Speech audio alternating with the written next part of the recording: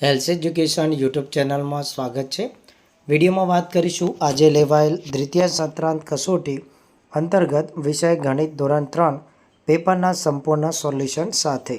એ પહેલાં જો તમે મારી યુટ્યુબ ચેનલને હજુ સુધી સબસ્ક્રાઈબ ન કરેલી હોય તો નીચે બેલ આઇકોન બટનને ઓલ પ્રેસ કરી ચેનલને સબસ્ક્રાઈબ કરી લેવી, જેથી તમને દરેક વિષયનું પેપર સોલ્યુશન મળતું રહે। તો ચાલો વિદ્યાર્થી મિત્રો વિડીયોની શરૂઆત કરીશું। ધોરણ 3 વિષય ગણિત। સૌથી પહેલો પ્રશ્ન છે, વાક્યો ખરા છે કે ખોટા જણાવો। ગાયનું વજન એ કૂતરાના વજન કરતાં ઓછું હોય છે, તો ગાયનું વજન વધારે હોય તો અહીંયા આવશે ખોટું। બકરીનું વજન એ હાથીના વજન કરતાં ઓછું હોય છે, સાચું। 500 ગ્રામ એ 1 કિલોગ્રામ કરતાં ઓછું છે, તો વિદ્યાર્થી મિત્રો એ જવાબ આવશે સાચો। 1 કિલોગ્રામ પોપકોર્નનું વજન 1 કિલોગ્રામ લોખંડ જેટલું થાય, તો જવાબ આવશે બંનેનું વજન સરખું થાય। આગળ જોઈએ પ્રશ્ન 2, સૂચના મુજબ લખો। 4 વખત 9 એટલે 9 ચોક 36। 7 રિક્ષાના પૈડા, 1 પૈડું એટલે કે 1 રિક્ષાના 3 પૈડા, તો 7 તળી 21। 5 ગુણ્યા 3 તો 5 તળી 15। 3 કૂતરાના પગ, 1 કૂતરાના 4 પગ, તો 3 કૂતરાના 3 ચોક 12 પગ। દાખલો ગણો કોઈ પણ એક। 3 ડઝન કેળામાં કુલ કેટલા નંગ થાય તેની ગણતરી કરો, તો 1 ડઝનમાં 12 કેળા આવે, તો 12 કેળા ગુણ્યા 3 ડઝન એટલે 12 તળી 36 કેળા આવશે, તો 3 ડઝન કેળામાં કુલ 36 કેળા આપણને મળે। બીજો પ્રશ્ન છે, 1 કારને 4 પૈડા, તો 10 કારને કુલ કેટલા પૈડા?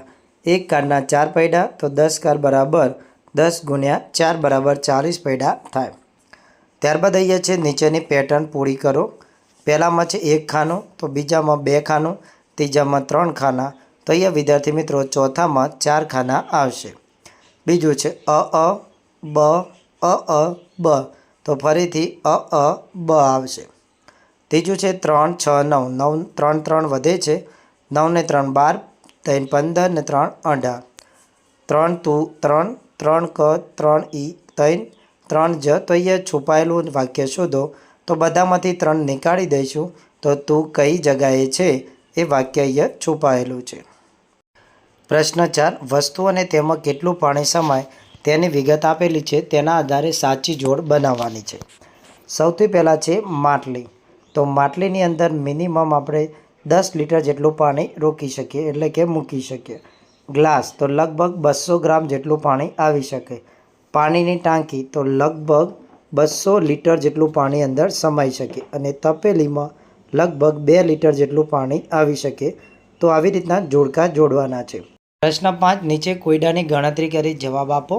ચિત્રમાં 5ના સિક્કા આપેલા છે, 2 વિદ્યાર્થીઓને સરખે ભાગે વહેંચો, તો 5ના ટોટલ 10 સિક્કા છે, તો બંને બાળકોને 5 સિક્કા છે એ અહીંયા ભાગમાં આવશે। અને પૈસાની વાત કરીએ તો 25 રૂપિયા બંનેના ભાગમાં આવશે, પરંતુ સિક્કા આપણે અહીંયા આપવાના છે, તો 5 સિક્કા બંનેને મળશે।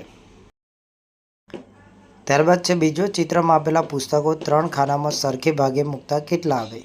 તો અહીંયા વિદ્યાર્થી મિત્રો 1 2 3 4 5 6 7 8 9 10 11 12 13 14 ને 15 છે, તો 5 આવશે। ત્યારબાદ છે 3, ચિત્રમાં આપેલ લાડુ 3 થાળીમાં સરખે ભાગે મૂકતા કેટલા આવે? તો 3 3 6 3 9, તો 3 લાડુ અહીંયા વિદ્યાર્થી મિત્રો આવશે। તો આવી રીતના તમારે ચિત્રો ગણી અને સરખે ભાગે વહેંચવાના છે। ત્યારબાદ પ્રશ્ન અહીંયા 4 છે, દર્શાવ્યા મુજબના 4 છોકરીઓને સરખે ભાગે વહેંચો। અહીંયા ફુગ્ગા છે, તો દરેકના ભાગે કેટલા ફુગ્ગા આવે? તો અહીંયા વિદ્યાર્થી મિત્રો તમે જોઈ શકો છો ટોટલ 12 ફુગ્ગા છે, તો દરેક છોકરીના ભાગમાં 3 ફુગ્ગા આવશે। પ્રશ્ન 6 છે, એક માહિતીના આધારે પ્રશ્નોના જવાબ આપો। એક શહેરમાં આપેલી વાહનોની સંખ્યા નીચે મુજબ છે, કાર 15, બસ 8, રિક્ષા 30, સ્કૂટર 30 અને ટ્રેક્ટર 12। તો અહીંયાના આધારે આપણે પ્રશ્નોના જવાબ આપવાના છે, તે જોઈ લઈએ। તો અહીંયા જોઈએ શહેરમાં કયા વાહનની સંખ્યા ઓછી છે, તો બસ ટોટલ 8।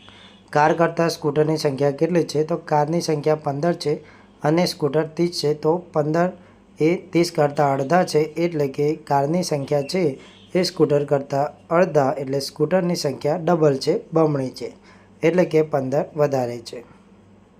અહીંયા વિદ્યાર્થી મિત્રો કોષ્ટક આપેલા છે, તે મુજબ અહીંયા નીચે ફળોની સંખ્યા ચોરસ સ્વરૂપે આપણે દોરવાની રહેશે। જેમ કે સફરજન 10 છે, તો અહીંયા 10 ખાના દોરેલા છે। એવી રીતના આપણે અહીંયા વિદ્યાર્થી મિત્રો મોસંબી, અનાનસ છે, ચીકુ છે, કેળું અહીંયા સંખ્યા દોરવાની રહેશે. જેમ કે મોસંબી અહીંયા 8 છે તો અહીંયા આપણે આવી રીતના 8 ખાનાની ઇમારત છે એ બનાવવાની અહીંયા થાય છે. ત્યારબાદ અહીંયા વિદ્યાર્થી મિત્રો આપણે જોઈએ બીજા નંબર સફરજન દોરેલા જ છે. ત્યારબાદ આવે છે ત્રીજા નંબરે અનાનસ. તો અનાનસ વિદ્યાર્થી મિત્રો કેટલા છે?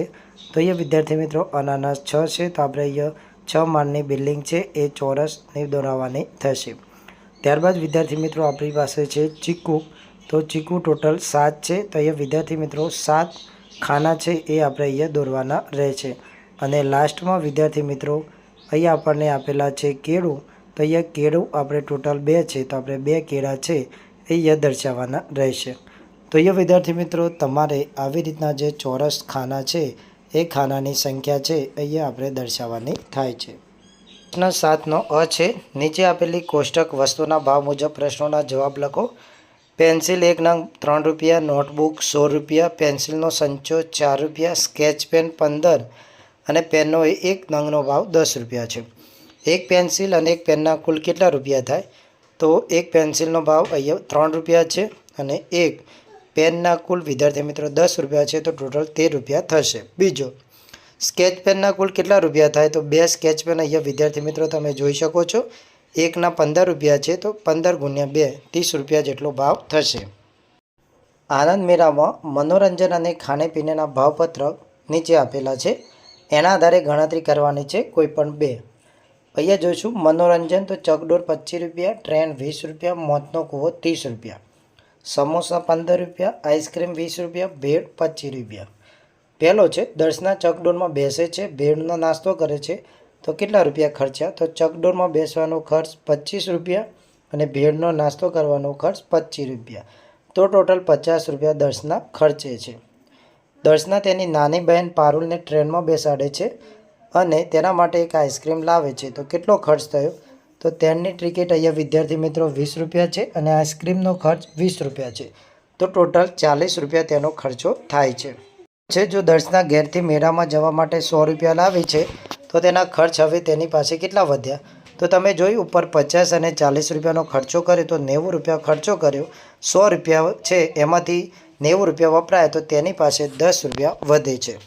તો વિદ્યાર્થી મિત્રો આ હતું આજનું ધોરણ 3નું પેપર, તેનું અને સંપૂર્ણ સોલ્યુશન. દરેક વિષયના પેપર સોલ્યુશન મેળવવા માટે આજે જ અમારી ચેનલને સબસ્ક્રાઈબ કરો. તો મળીએ નવા વિડીયોમાં એક નવા જ પેપર અને તેના સોલ્યુશન સાથે.